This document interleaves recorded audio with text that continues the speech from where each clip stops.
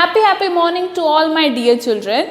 Welcome back to your computer class. We were studying your chapter number 1, that is storage and memory. Okay, in the last lecture we have completed the primary memory.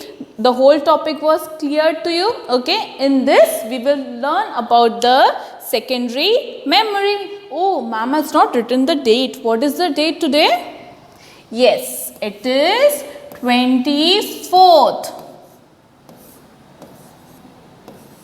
Okay, so moving on, we have seen the types of memory in the last lecture.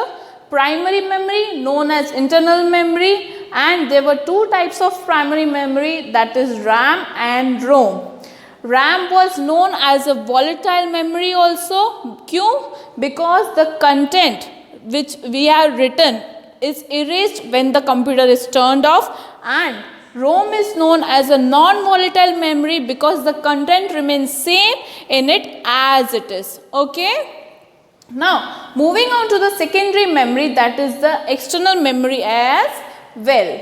See, here we have also seen the types of the secondary memory. Hard disk, CD, DVD, Blu-ray disc, floppy disk, multimedia card and pen drive. Today we will learn it one by one in detail. First of all, there are the types of ROM. Okay, there are different types of ROM. There are three types. That is the programmable read-only memory. PROM can be programmed to record information. Once the information has been recorded, it cannot be changed. Now, for example, ma'am is recording a video for you. Okay, ये video फिर वापस change नहीं हो सकता. Understood? This is also similar, programmable read-only memory. The next one is the erasable programmable read-only memory. You have to learn this short forms, full forms also. Okay. In EEPROM, data can be erased using an ultraviolet light. It can be erased, the data can be erased using an ultraviolet light.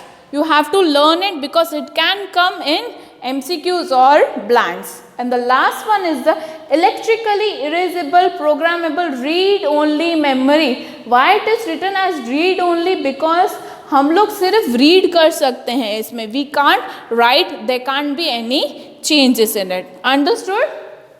Now, data in electrically erasable programmable memory, data can be erased using electrical signals. This type of table is there in your textbook. You can refer it as well while you are watching the video. Understood, students?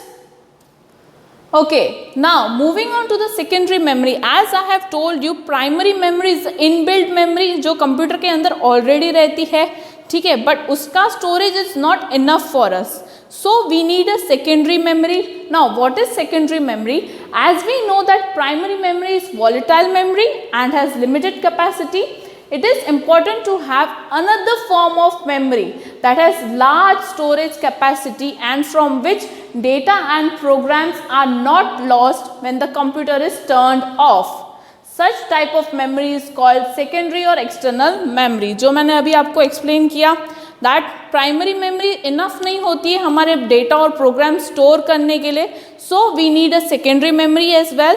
क्यों? ताकि उसमें से data कभी भी erase नहीं हो सके when we switch off the computer. That type of memory is known as secondary or external memory.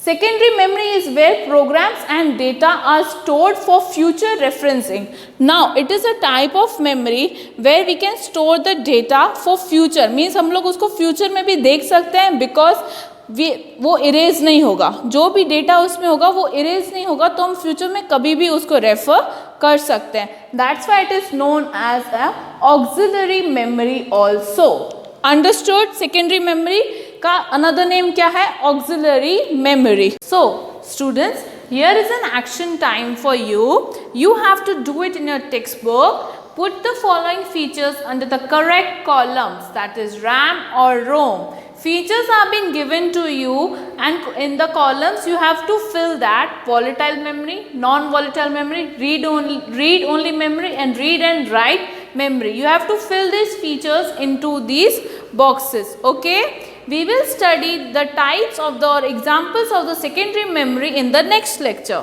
Till then, stay blessed, stay happy. May God bless you all.